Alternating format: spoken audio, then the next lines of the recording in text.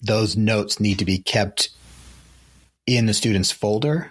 Like the notes are slightly different. If it's the administrator's notes regarding the incident and they are kept only for the administrator's exclusive use, then those are not considered student records. Okay. However, if those notes are shared, then they would become a student record. Shared among staff with anybody? I'm just trying to figure out how many times I broke the law as an administrator. Yeah. Okay. So yeah, your notes that you record for yourself are only yours. Oh, that makes me feel better. Okay.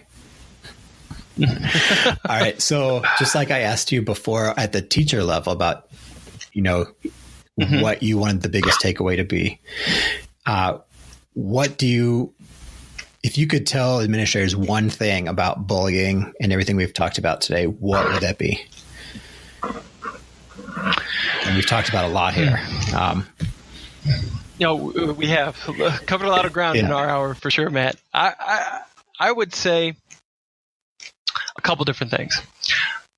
First of all, be attentive and be responsive when you hear complaints of bullying. Make sure that you have done a full initial investigation before you make the determination, hey, this was bullying and we need to take some sort of corrective action, or this was not bullying.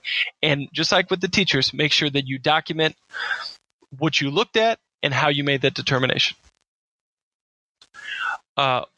Second thing is keep in mind that school safety is always your utmost concern. If you believe that there's a real threat or a serious risk to the safety of the public or the students, then you should be proactive in getting all the information you need to protect your school. Right. All right. Go ahead. And just my last thought regarding searches, make sure that you always know exactly, and document this as well. Of course, that's the underlying theme of everything, Matt. Make sure everything is documented that happens. But make sure that you have your justification documented for each step of the search. Like, why are you looking at this phone, this app within this phone? What is your basis for that? What is the basis for your reasonable suspicion? Is there one form of documentation? Like, it should always be written? Or could I take voice notes just as I'm walking down the hall, on my phone?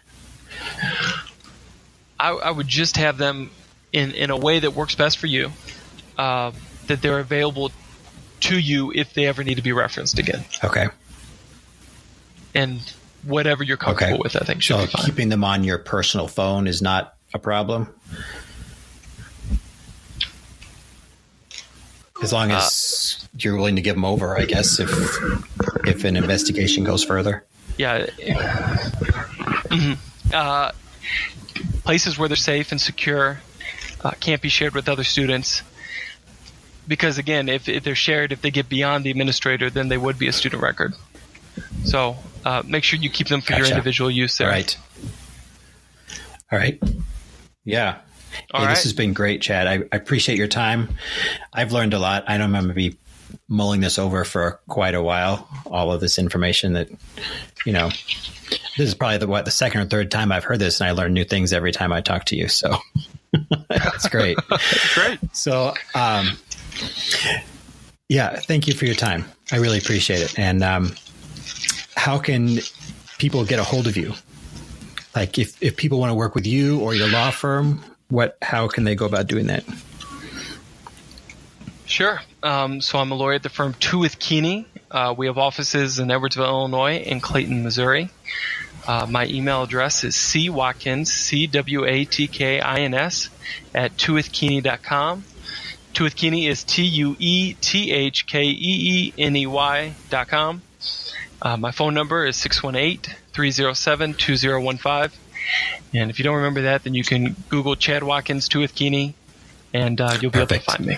All right. Well, thanks, Chad, for your time. I really appreciate it. Thank you, Matt. Enjoyed it. All right. And thank you all for listening to the Teacher's Classroom, which is part of the Illinois Area 5 Professional Development and Innovation Initiative. I'm your host, Matt Weld.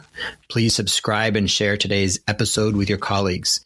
You can follow Teach Illinois on Twitter at TeachILPD, and I can be found at Matthew Weld.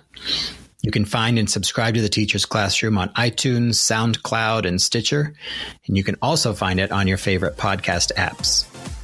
Talk to you next time.